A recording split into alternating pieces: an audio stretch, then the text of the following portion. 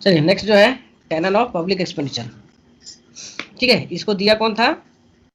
एक देखिए सिराज का हाँ सिराज का नाम आता है, लेकिन इसके अलावा भी और कोई दिया है। सिराज का तो केवल 4-5 वो है ना, प्रिंसिपल ऑफ बेनिफिट। नेक्स्ट है इकोनॉमी, प्रिंसिपल लगाते जाइएगा ना, कैनन ऑफ प्रिंसिपल ऑफ। तीसरा कैनन ऑफ सैंक्शन।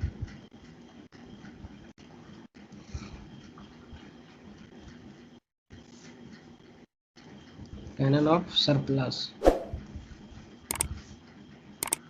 पंचवा है canon of elasticity, canon of equitable distribution. Sir सब में प्रिंसिपल लगेगा ना, canon of principle of surplus ऐसे करके ना? नहीं, ये दोनों में खाली लगाइएगा।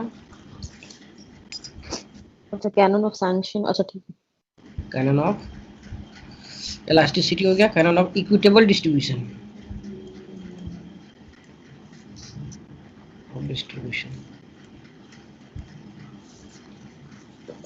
ठीक है, फिर कैनन ऑफ प्रोडक्टिविटी।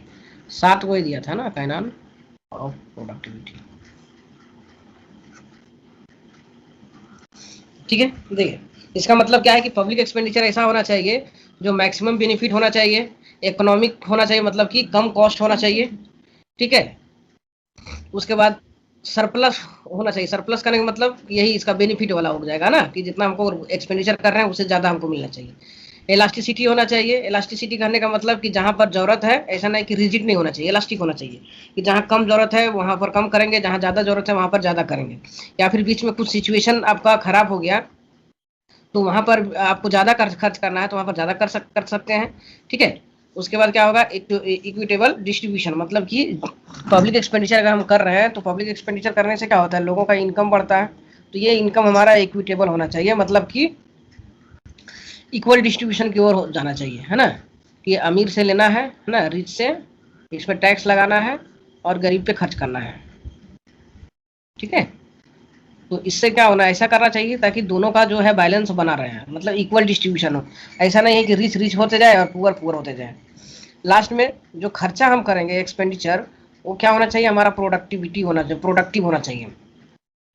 ठीक है, अनप्रोडक्टिव पे ज़्यादा खर्च नहीं करना चाहिए, प्रोडक्टिव पे खर्च करना चाहिए। तो यहाँ पर देखिए सारा कैनन जो है वो जरूरी नहीं है कि एक साथ सब फुलफिल हो जाए, लेकिन मैक्सिमम जो है यहाँ पर फुलफिल होना चाहिए। हाँ, ये होता है ना कि ये लीगल होना चाहिए, मतलब कि ये अलाउ करना चाहिए कि कितना करना, मतलब कि आपका जो भी उसमें पदाधिकारी है या फिर जो भी उस ये इसे गवर्नमेंट जो क्या बोलते हैं उसको, एम्प्लॉय जो रिलेटेड है, मिनिस्ट्री हो या फिर लोकल लेवल का हो, वो इसको अलाउ करना हो। ऐसा नहीं कि गैर कानूनी या फिर अपना मनमर्जी से नहीं होना चाहिए, मतलब जिसे बजट में एलोकेट होता है ना, बजट में एलोकेशन, उस तरह से एलोकेट होना चाहिए। ठीक है, मतलब कानूनी तौर पे होना चाहिए, बस यही चीज। नेक्स्ट है classification of public expenditure. Classification, इससे क्वेश्चन आता है ना, क्लासिफिकेशन ऑफ पब्लिक एक्सपेंडिचर। अगर पूछेगा कैनन ऑफ पब्लिक एक्सपेंडिचर कौन दिया है, खाली यही पूछता है, अंदर वाला नहीं पूछता है ना। इक्विटेबल वो याद रखिएगा, 2-4 वो जो है इक्विटेबल, प्रोडक्टिविटी, ये सब वाला जाता है खाली। और खास करके याद रखिएगा कैनन ऑफ पब्लिक एक्सपेंडिचर कौन दिया था, प्रोफेसर सिराज, है ना। अरे classification of public expenditure, public expenditure को इसमें क्या किया जाता है, वर्गीकरण किया जाता है। तो पहला जो आता है वो किसका होता है, पहला जो इसको क्लासिफाइड किया जाता है, classification on the basis of benefit, classical on the basis of benefit. Sir classification on the basis of benefit होगा ना? हाँ, बेनिफिट वही तो लिखे है ना, क्लासिकल क्लासिकल के क्लासिफिकेशन होगा ना।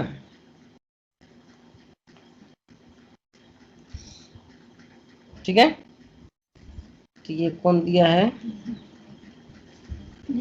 हाँ ये दिया है ये कोहन ना, प्लेहन और कोहन दोनों है, PLEHM। ठीक है, मतलब है कि सोसाइटी में जितना हम ऑब्जेक्टिव रखे हैं कि इतना हमको बेनिफिट कर, मतलब कि वेलफेयर बढ़ाना है ना। बेनिफिट करने का मतलब क्या हो गया यहाँ पर, वेलफेयर, ठीक है, कि हमको इतना इंडस्ट्री लगाना है, इतना ये लगाना है, तो वैसी जगह पर ज़्यादा खर्च करना चाहिए जहाँ पर बेनिफिट जो है वो ज़्यादा लोगों को हो। समझ गए बात कि नहीं? और यहाँ पर क्वांटिटी का बात कर रहा है, क्वालिटी का बात नहीं करता है, ठीक है।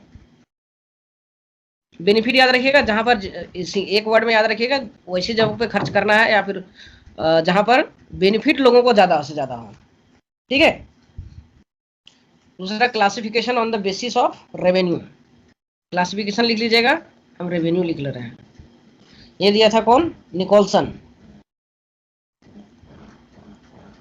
इसके पहले वाला प्लेहन दिया था ना। हाँ, निकोलसन। ये बोलता है ना वैसी जगह पर ज्यादा आपको खर्च करना चाहिए जहां से आपको रेवेन्यू प्राप्त होगा, मतलब कि बेनिफिट प्राप्त होगा। रेवेन्यू कहने का मतलब या बेनिफिट कि आप टैक्स ऑफिसर को ये क्या बोलते हैं कि एम्प्लॉयड कीजिए, आप पार्क बनाइए, रोड बनाते हैं तो टोल टैक्स लगाइए, ठीक है। तो जहां से आपको रेवेन्यू आएगा, या वैसे प्रोडक्ट इंडस्ट्री लगाइए जिसको बेचने के बाद आपको, मतलब ये सीधा सीधी मार्केट बेस्ड बात कर रहा है ना, कि अगर आप पार्क बनाते हैं तो पार्क में आप टिकट बेचिएगा तो रेवेन्यू आएगा, ब्रिज बनाते हैं तो उसमें टैक्स लगाते हैं तो उसमें आएगा, इलेक्ट्रिसिटी अगर प्रोड्यूस करते हैं तो उसमें से क्या होगा, आपको रेवेन्यू आएगा, वाटर सप्लाई करवाते हैं तो उसमें से भी आपका रेवेन्यू आएगा। तो इसके इनके अनुसार क्या होगा कि वैसे जगह पर खर्च करना है जहां से आपको रेवेन्यू मिलेगा। तीसरा जो है basis of function, basis of function, सरकार की क्या क्या कार्य है उसके आधार पर आपको खर्च करना चाहिए। इसको दिया था एडम स्मिथ। ये दूसरा एडम स्मिथ है ना, तो बोला नहीं है, नाम याद रख ले रहिएगा। जैसे कि पहला जो होगा प्रोटेक्टिव, है ना, मतलब कि सुरक्षा के लिए। दूसरा कॉमर्शियल, व्यापार के लिए। तीसरा डेवलपमेंट के लिए। ये तीन चीज देता है ये सरकार का। ऐसे भी दिखेगा तो तीन तरह का ही फंक्शन होता है, एक प्रोटेक्टिव, इंटरनल और एक्सटर्नल। कॉमर्शियल मतलब जितना भी इंडस्ट्रियल होता है वो सारा चीज आ जाएगा। डेवलपमेंट में जितना भी आपका इंफ्रास्ट्रक्चर से रिलेटेड होता है, ठीक है। उसके बाद है basis of importance, basis of importance, है ना। इसमें क्या होता है कि आपको पहले ये डिसाइड करना होता है कि हमको, क्योंकि देखिए लिमिटेड होता है आय जो है, या फिर जो हमारे पास कैपिटल पूंजी होता है वो लिमिटेड होता है। तो सबसे पहला इसमें हमको डिसाइड करना पड़ता है कि हम किस चीज को ज्यादा फोकस करें, डिफेंस में करें, एग्रीकल्चर को करें, इंडस्ट्री को करें, IT सेक्टर को करें, सोशल सिक्योरिटी को करें, है ना। तो ये कौन दिया था? प्रोफेसर JS मिल। इम्पोर्टेंस में आप इसको लिख दीजिएगा, सिराज का, है ना।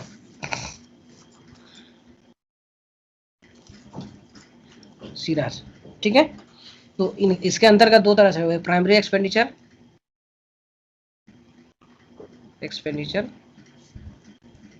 और दूसरा होता है सेकेंडरी एक्सपेंडिचर।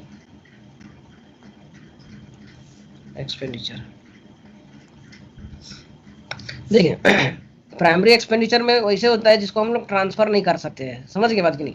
ये एनी हाउ आपको करना ही करना है। जैसे कि आपका डिफेंस में हो गया, लॉ एंड ऑर्डर मेंटेन करना है तो उसके लिए हो गया, ठीक है। उसके बाद जो आता है सेकेंडरी में आपका जो भी है, social expenditure, education, public health, ठीक है। पहला इसमें क्या होगा, सिक्योरिटी से रिलेटेड होगा, है ना।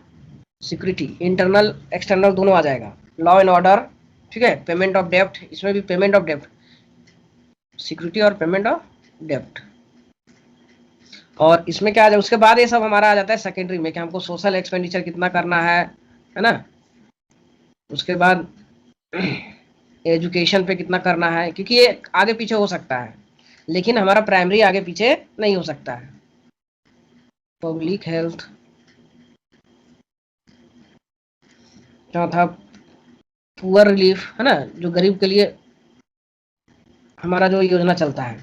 उसके बाद ये जितना भी आ जाएगा अनएम्प्लॉयमेंट, नेक्स्ट जो है classification on the basis of necessary, फिर यूजफुल,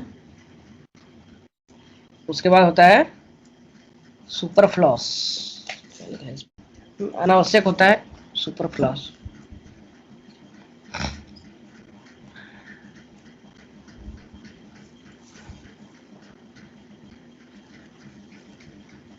ठीक है, इसका हिंदी में क्या होता है, आवश्यक, उपयोगी। ठीक है, ये 3 कैटेगरी में। एक नेसेसरी, देखिए वहां वाला जो प्राइमरी होगा वो नेसेसरी हो गया, यूजफुल हो गया जो सेकेंडरी वाला था, और सुपरफ्लोरस मतलब हो जाता है कि जो आपका दिखावे के लिए होता है ना, जैसे कि स्टैचू बनाना, है ना, बड़ा बड़ा बिल्डिंग बनाना, फिर आपका लाइब्रेरी बनाना, फिर ये आपका पार्क हो गया, जू हो गया, समझ गए बात कि नहीं, फिर फॉल हो गया, वो सब जो है आपका इसमें आ जाएगा सुपर फ्लॉस में। ठीक है, अनावश्यक, सरकार खर्च करती है ना कभी कभी। तो इस तरह से ये किए थे, कौन किए थे, professor रॉसर।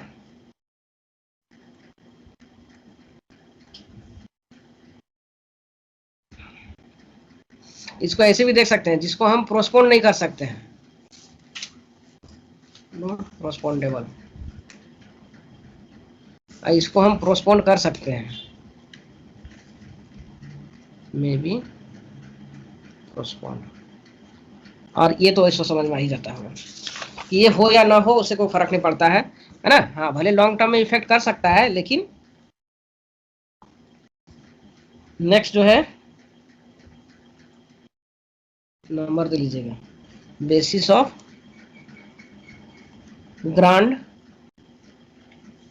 Grants and purchase price. ठीक है, ये कौन दिया था, प्रोफेसर डाल्टन। अनप्रोडक्टिव एक्सपेंडिचर भी बोल सकते हैं, तो इसमें भी आपका सारा डिफेंस डिफेंस वाला, इंटरनल एक्सटर्नल सिक्योरिटी वाला आ जाता है। ठीक है, और जो परचेज प्राइस है ये आपका हो गया जिससे कि आप कोई प्रोडक्ट बनाते हैं और प्रोडक्ट बनाकर बेचते हैं, है ना, जैसे कि आपका जैसे ये सब सारा चीज आ जाएगा, इलेक्ट्रिसिटी सब इसमें आ जाएगा, है ना। और ग्रांट वाला में जितना भी है सब अनप्रोडक्टिव वाला आ जाएगा, defence defence, internal security, external security, ये सब सारा जाता है। नेक्स्ट जो है on the basis of transferability, देखिए सब एक जैसा मिलेगा, खाली नाम याद रखिएगा कौन दिया है, ट्रांसफरेबिलिटी।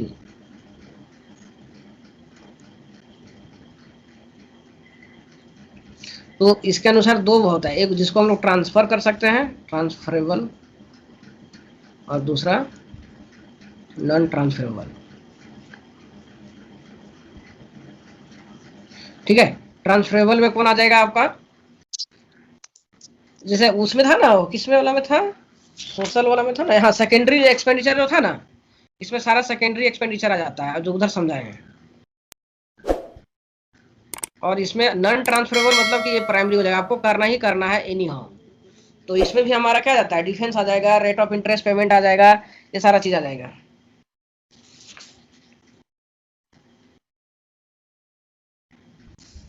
उसके बाद आता है classification on the basis of constant chicken by,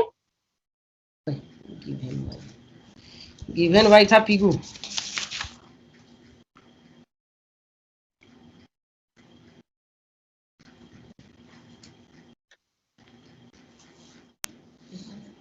चलिए नेक्स्ट जो है आपका वो है आपका basis of constant and variable. ये दिया है कौन, जेके मेहता। देखिए कांस्टेंट में वही प्राइमरी आ जाएगा, और वेरिएबल में सेकेंडरी, ये घटते बढ़ते रहता है। और ये जो होगा फिक्स एक्सपेंडिचर, इतना करना है तो करना है आपको। फिर नेक्स्ट जो है वो प्रोडक्टिव एंड अनप्रोडक्टिव, समझाया हुआ है, ये कौन करेगा, रॉबिन्सन।